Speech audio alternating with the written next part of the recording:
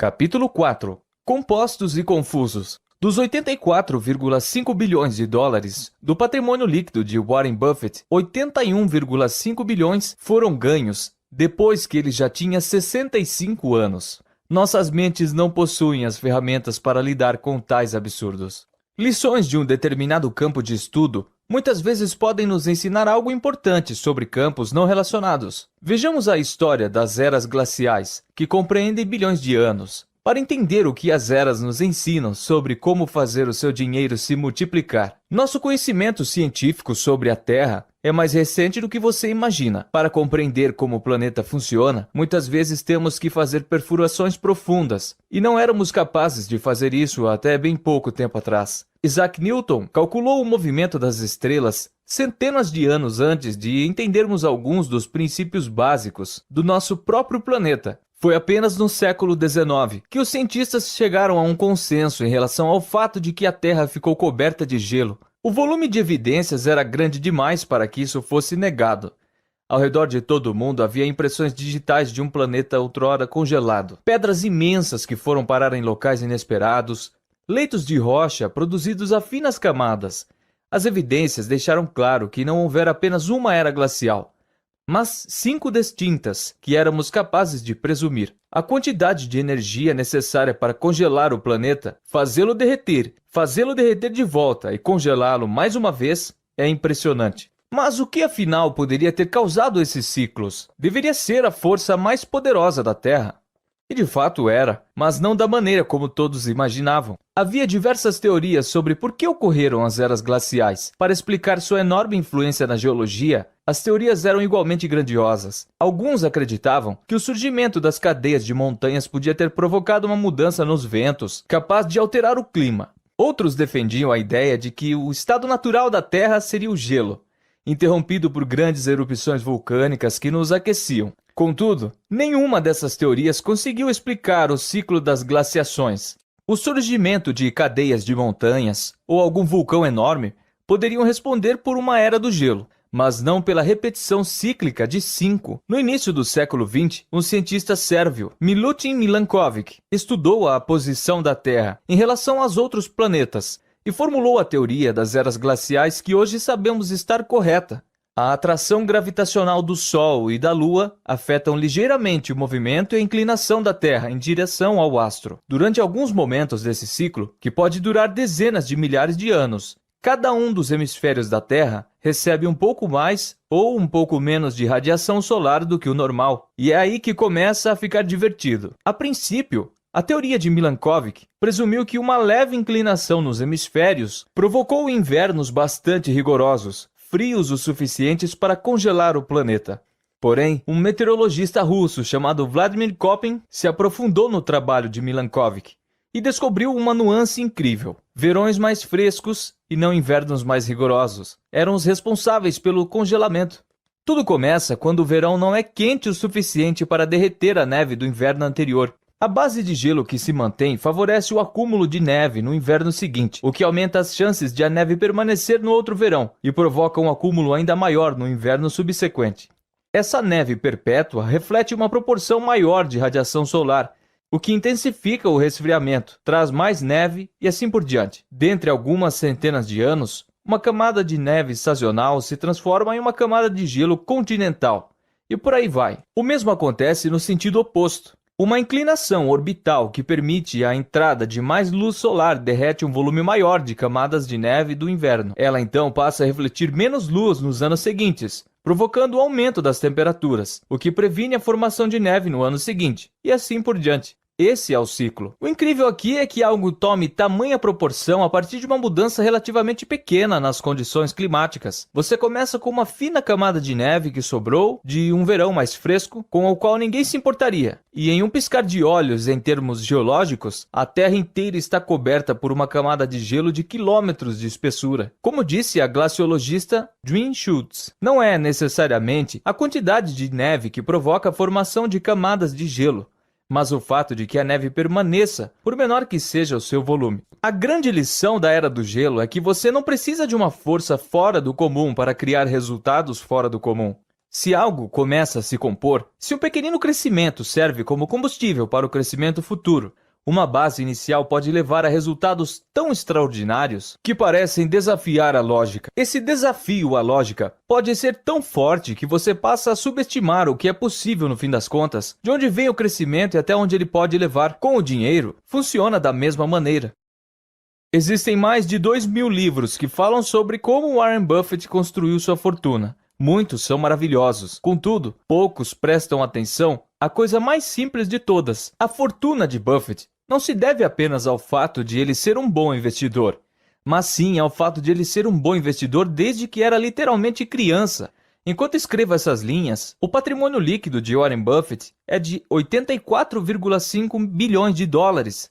Desse total, 84,2 foram ganhos depois de ele completar 50 anos e 81,5 vieram na casa dos 60, quando ele se tornou elegível para a aposentadoria. Warren Buffett é um investidor fenomenal. No entanto, ao vincularmos todo o seu êxito à perspicácia dele em relação aos investimentos, deixamos passar um ponto fundamental. Esse ponto é o fato de que ele tem sido investidor fenomenal há 3/4 de século. Se ele tivesse começado a investir quando estava na casa dos 30 e se aposentado aos 60, poucos teriam ouvido falar dele. Façamos um pequeno exercício de imaginação. Buffett começou a investir com seriedade aos 10 anos de idade. Aos 30 ele já tinha um patrimônio líquido de $1 milhão, ou 9,3 milhões em valores de hoje, corrigidos pela inflação. Mas se ele fosse uma pessoa mais comum, passando a adolescência e seus 20 anos explorando o mundo em busca de suas paixões, e aos 30 seu patrimônio líquido fosse de, digamos, $25 mil,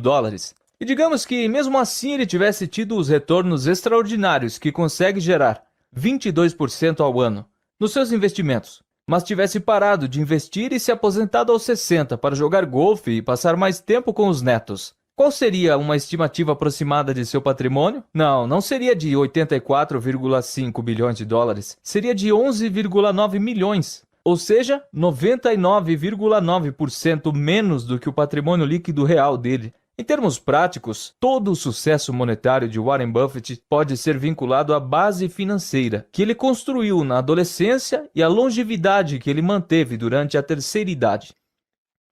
Sua habilidade é saber investir, mas seu segredo é o tempo. É assim que a composição funciona.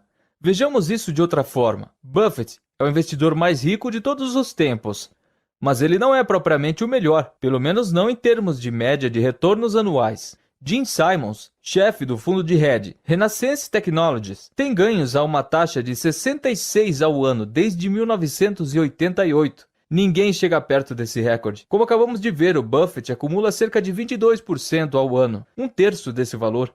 Enquanto escrevo, o patrimônio líquido de Simons é de 21 bilhões de dólares. Ele é, na verdade, eu sei que isso soa ridículo, dados os números com os quais estamos lidando, 75% menos rico do que Buffett. Mas por que a diferença? Se Simons é um investidor melhor, porque Simons só assumiu esse ritmo de investimento depois dos 50 anos. Ele teve menos da metade do tempo que Buffett para fazer seus investimentos renderem. Se James Simons viesse mantendo seu percentual anual de retorno de 66% por 70 anos, que é o período em que Buffett construiu sua riqueza, a fortuna dele seria de, olha, por favor, respire fundo agora, 63 quintilhões, 900 quatrilhões, 781 trilhões, 780 bilhões, 748 milhões, 160 mil dólares. Vamos combinar que esse número fica difícil até de falar. Essa é uma cifra impressionante. É inacreditável.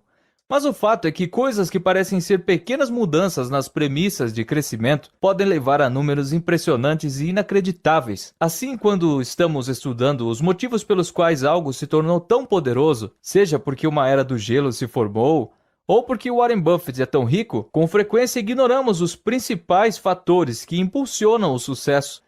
Já ouvi muitas pessoas dizerem que quando viram uma tabela de juros compostos pela primeira vez, ou ouviram daquela história sobre como você teria bem mais dinheiro ao se aposentar, se começasse a economizar na casa dos 20, em vez de fazê-lo na dos 30, aquilo provocou uma mudança na vida delas. Mas provavelmente não. O que talvez aquilo tenha provocado foi uma surpresa, porque intuitivamente os resultados não pareciam estar certos. O pensamento linear é bem mais intuitivo do que o pensamento exponencial. A IBM desenvolveu um disco rígido de 3,5 megabytes na década de 1950. Na década de 1960, as coisas começaram a passar para algumas dezenas de megabytes. Na década seguinte, o Winchester da IBM tinha 70 megabytes. Então, os discos ficaram exponencialmente menores em termos de tamanho, mas com maior capacidade de armazenamento. Um PC típico do início da década de 90 tinha de 200 a 500 megabytes. E então, boom, a coisa toda disparou. Em 1999, o iMac da Apple passou a vir com um disco rígido de 6 GB. 2003, 120 GB no Power Mac. 2006, 250 GB no novo iMac. 2011, o primeiro disco rígido de 4 TB. 2017, discos rígidos de 70 TB. 2019, discos rígidos de 100 TB. Recapitulando, de 1950 a 1990, ganhamos 296 megabytes. De 1990 até hoje, ganhamos 100 milhões de megabytes. Se você fosse um otimista em relação à tecnologia, na década de 1950, poderia ter previsto que o armazenamento se tornaria 1000 vezes maior, talvez até 10 mil vezes, fazendo uma estimativa bem ousada. Poucos teriam dito 30 milhões de vezes maior, e eu vou estar aqui para ver isso, mas foi o que aconteceu.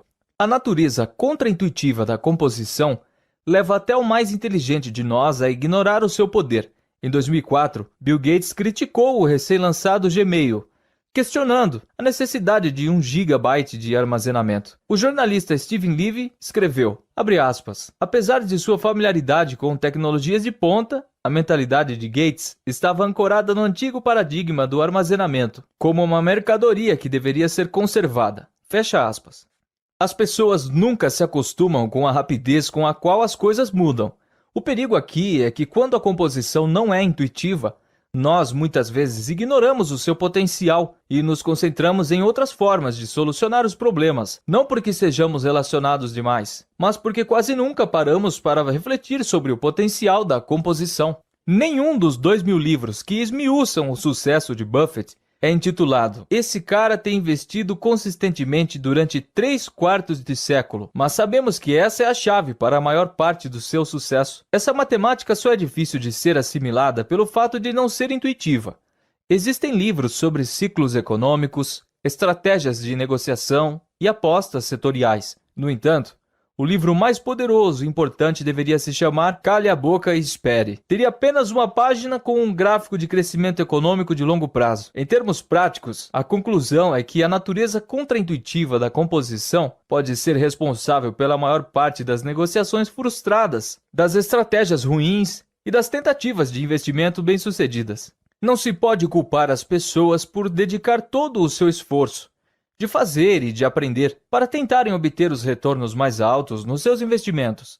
Intuitivamente, parece a forma mais certa de enriquecer. No entanto, obter o retorno mais alto não faz com que o investimento seja obrigatoriamente bom, porque os retornos mais altos tendem a ser sucessos únicos que não se repetem. Um bom investimento está relacionado à obtenção de retornos excelentes que podem ser mantidos e repetidos por um longo período. É nesses casos que a composição faz o seu melhor. O oposto disso, obter retornos altíssimos que não podem ser mantidos, provoca histórias trágicas, como algumas que vamos ver no capítulo seguinte.